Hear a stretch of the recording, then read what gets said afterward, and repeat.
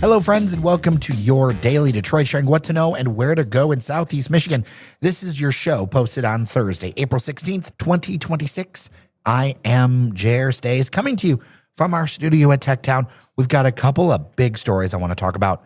But first, I want to introduce my co-host today, none other than the Prince of Brightmoor himself, Norris Howard. How are you, man? You already know the West Side has returned once more, and I'm happy to be back, even though we missed a little bit earlier this week. That's okay. We back and ready to talk about the city we love, our fair Detroit. Yes, and there's a couple big stories we're going to talk about.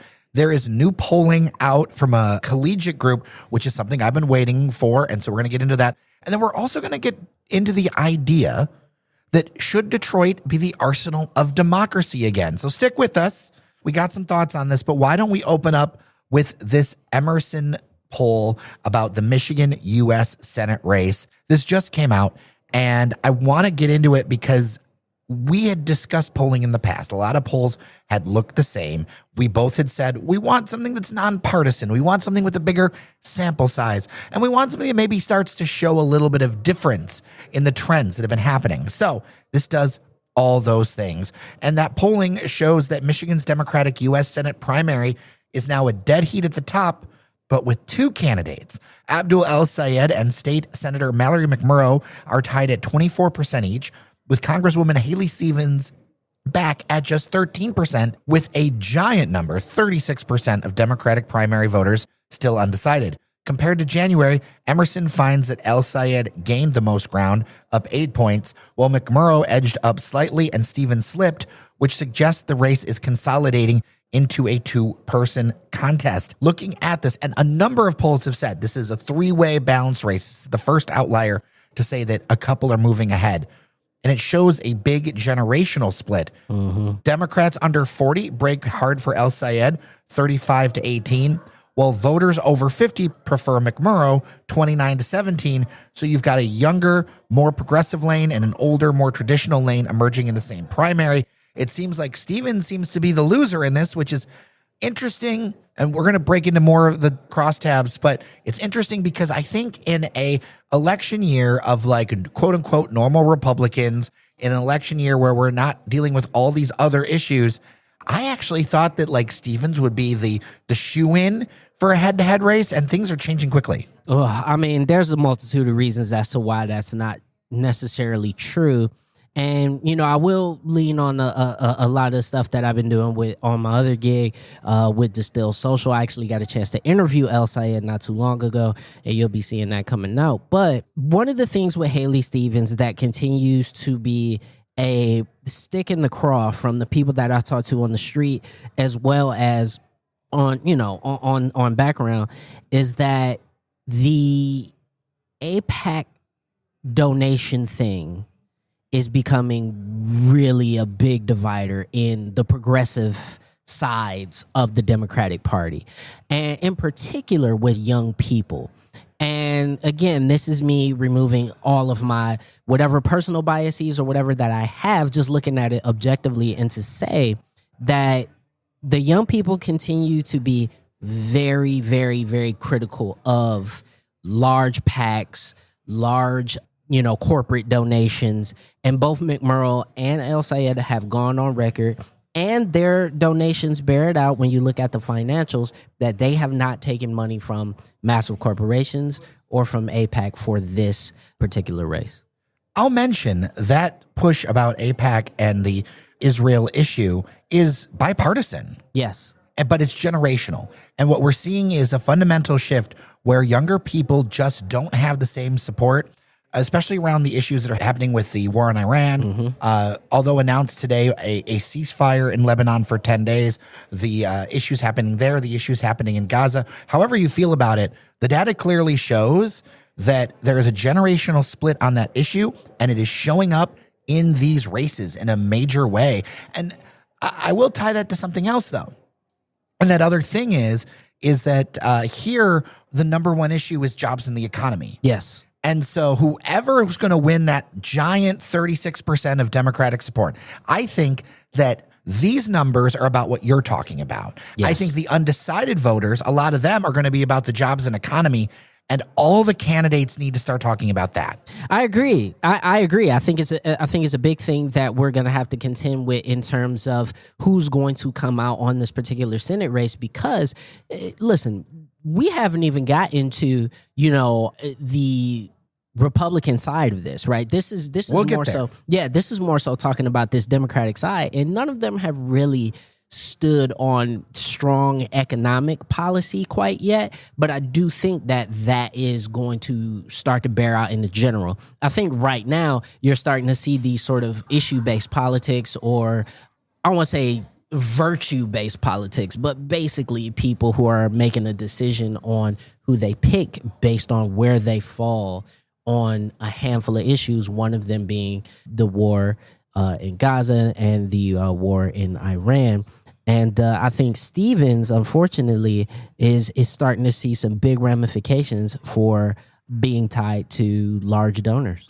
And being tied to the issues that she is. Although, to be fair, she's always been clear about her support. And that's one thing I actually respect. Whatever you say, I would much rather, whether I agree with them or not, I'd rather somebody say something with their full chest. Oh, yeah. Than kind of be in between about it. Oh, yeah. And it's been something that she has done through majority of her political career, especially as she's been in Washington. And, it's got her some very, very, very important allies. But I do think that as we see this race go on, and as we see more of them, over the summer, the attacks start to come out as we approach August, it's going to get really, really interesting to see how many people are going to start capturing that 36% undecided vote, and what tactic and what issue they're going to use to capture that undecided vote. It's going to be interesting for sure. Now, on the Republican side, we basically have a presumptive nominee at this point with Mike Rogers, with 55% of the support.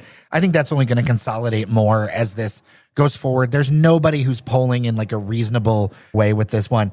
I will note that the state of Michigan kind of outpaces some other states with 42% job approval for President Trump. Yeah. And so that's going to be a factor in the general election because this state is super purple.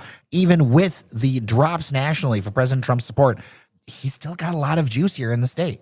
Yeah, he's got a lot of juice here, and he's got a lot of strong support, whether it be in the state house and Senate, but also his support from legislators in Washington as well. And we also have to be very honest here is to say that West Michigan has been, a more right-wing bastion for a long time, and a well-funded right-wing bastion. So if we talk about Grand Rapids and Holland and South Haven and places like that. And that's where that jobs and economy is going to be so important when you get to the general. You're going to have to, with 40% across the board saying that is the most important thing. Jobs, inflation, and taxes. Threats to democracy is just 15% of the electorate as a top concern. Healthcare, 10%, and housing affordability at 8%. So that message is going to have to change going to the general. So depending on the candidate, you're really going to have to retool a little bit going into that because there's going to be a very different view looking forward. One other thing before we leave this polling segment is we're starting to get some clarity around data centers. Yeah. In other things, there was a lot of uncertainty in other polls. In this one, a majority is now skeptical of data centers in Michigan. 39% somewhat or strongly oppose building data centers in or near their community, compared to about 27% who support them, with the rest neutral or unsure. Now, this whole poll, and one of the reasons why I wanted to highlight it, it's 971 likely primary voters, and it was conducted between April 11th and 13th. So this is a bigger poll size. This is a collegiate poller, which I think is important. And I don't know if we've got any takeaways before we move on, but I just think this is interesting to see this focus. I also want to mention it's this weekend, right? The Democrats are selecting their candidates. Yes. We should mention for people at home why we're not talking about the Attorney General or the Secretary of State race. Yes, because if you did not know, in Michigan, we actually select the nominees for Attorney General and Secretary of State via a nomination convention. So it's not a primary like the other big offices. That also applies to things like, the Board of Regents for University of Michigan and stuff like that. And so also for Supreme Court. So that is happening this weekend. It's going to be going on at Huntington on Sunday. And so that is where your precinct delegates and people like that will be coming together to select those really important offices. And it's going to be very interesting to see how that pans out, because particularly at the Attorney General seat is going to be pretty competitive between McDonald and Savitt. So it's going to be really interesting there. People are kind of assuming that Garland Gilchrist will probably get the Secretary of State nod, but we'll see. Yeah. Well, feedback is always dailydetroit@gmail.com or 313-789-3211. And if you've got any questions or what you want to know what our thoughts are on something, let us know. We'd love to hear your feedback.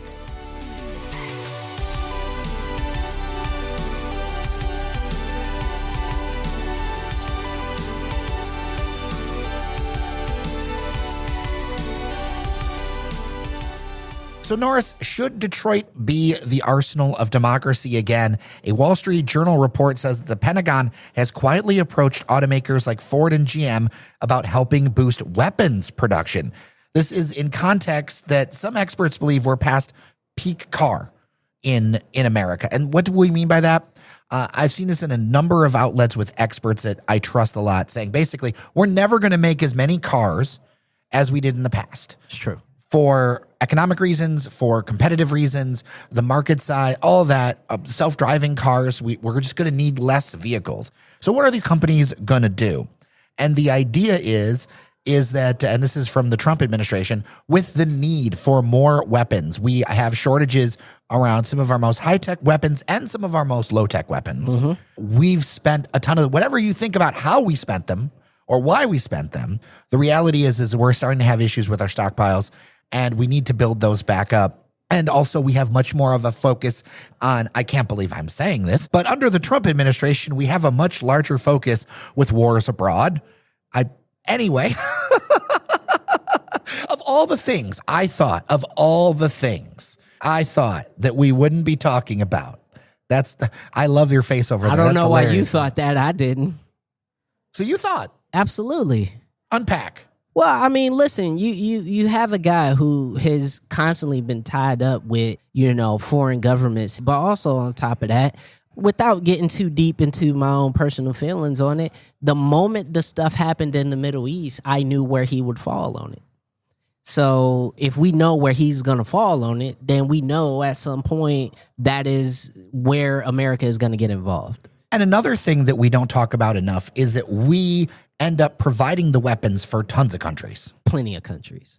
That's a big, Many countries. Even if it's not our boots on the ground, it's No. our technology in the air over so many countries across the world. Well, I mean, it was a big argument about Ukraine in general, right? So, do we continue to fund and provide munitions to Ukraine as they fight off the Russian invasion? And so most people actually in America supported that. So there clearly is a need for us to replenish that stockpile that we've given away to the Ukrainians, for sure. Well, and to be clear, it wasn't totally like a giveaway. It was actually just credits. It's really interesting, right? Yeah. But I can't help but think about World War II. Back then, if you go to the Detroit Historical Museum, we were known as the arsenal of democracy.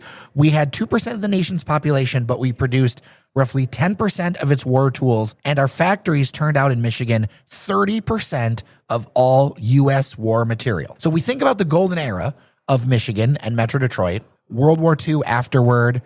We can't forget that defense was a huge part of it. In fact, did you know that Chrysler Defense designed the Abrams tank? Yes. It's wild. Mm-hmm. So this whole thing where we talk about like the glory of the auto days, we need to remember that defense was a huge part of that. Obviously, that work was around vehicles. Some of that's going to have to change. Recently, I was at the press conference for Echelon, a security firm that's taking over the Icon on the riverfront. We have tons of open factory space that we could do things with. I mean, where do we fit in this? Is this something that we want to be a part of or need to be a part of? And I'll mention, in Michigan, we actually do $30 billion a year in defense spending. Yeah, I think, first of all, it's a big thing because we do sit on an international border. And even though Canada has been the friendliest of the friendly, it's still an international border. And therefore, it's going to be protected. But I think, removing all how I feel about defense spending in general, right, out of it, and just looking at, okay, where are we right now? And do we have the capability to do it? And the answer is yes, we do have the capability to do it, but warfare is different. I do think that you're going to see more and more industries that are interested in drone production. There's some stuff happening in the city of Detroit if you keep your eyes to the sky. There's going to be stuff around drone production, AI drone pathing that we're going to be doing here in the city of Detroit. I think it's going to be really interesting to see cybersecurity firms start to potentially move to Detroit. It's very interesting. So do I think Detroit could become the arsenal of democracy again? Yes, I do, because it's one of the few places with the infrastructure that could allow it to happen. The only thing is we probably wouldn't be making tanks and fighting vehicles again. It probably would be either drones, mass munition production, i.e. bullets, guns, that kind of stuff. So here's a question for Detroiters and for listeners.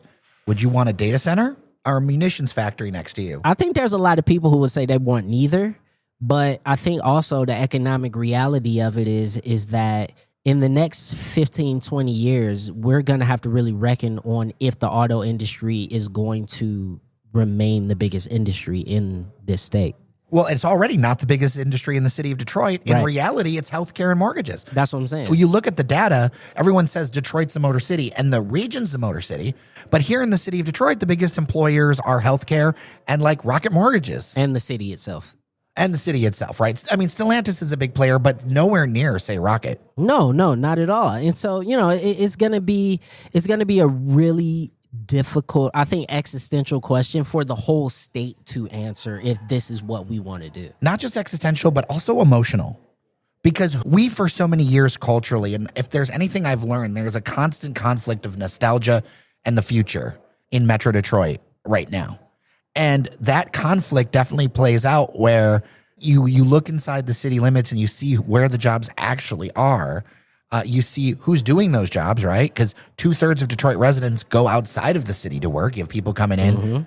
Mm-hmm. There are high value jobs in the city. How do we get residents into those jobs? If we're going to be doing these kind of projects, I could see some residents saying, I prefer the munitions factory because I feel like there'd be more jobs than the data center. Well, there would be. I mean, that is almost a fact. But then you got to ask the question of, where are these weapons going? What are they supporting? Is there danger to neighbors? Are we, like, for instance, if we're building technology, it's different than if you're actually building the boomy booms. Yeah. So that's a technical term. Yeah, the boomy booms. Yeah, but it becomes a difficult existential question. And so, unfortunately, I think that when you look at the Fords and the Chryslers and the GMs of the world, they do have experience and knowledge on how to do these things. And I think as we wean ourselves off of, the car, and you're starting to see, I think there's going to be a big shift when it comes to transportation as boomers age out of leadership and you start to see millennials start to take the reins of leadership. Poor Gen X. They had a chance and they blew it. Y'all got Obama. That was the one Gen X. Actually, no, Obama wasn't even Gen X either. He was technically still a boomer. So yeah. I mean, listen, as you start to see more millennials take positions of power, I think it's going to be really a big shift, and you're going to see that shift move towards a lot of investment for mass transit and a lot of investment for density and urbanization, and that's going to put the big three in a weird spot. And that move is happening regardless if we do it here in Metro Detroit or not. No, this is a nationwide thing. International, frankly. Yeah. International. So, all right, I would love your feedback. dailydetroit@gmail.com or 313-789-3211. The defense industry has always been crucial to Michigan and Metro Detroit. Will it end up playing an even bigger role? We have yet to see. I'd love to hear your feelings. dailydetroit@gmail.com.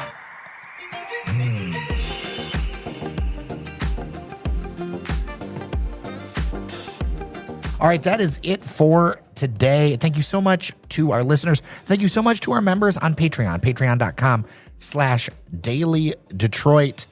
Keep coverage like this going. We've got our newsletter going. We got all kinds of great things happening. We got stuff happening all over. I've got an exclusive tour of an apartment building that you're going to want to sign up for our newsletter, dailydetroit@gmail.com. So you're not going to want to miss that. But until next time, I'm Jer Stays. And I'm Norris Howard. Remember that you are somebody, and we'll see you around Detroit. Oh, and follow us on all the apps, Apple Podcasts, Spotify, and YouTube. Do it.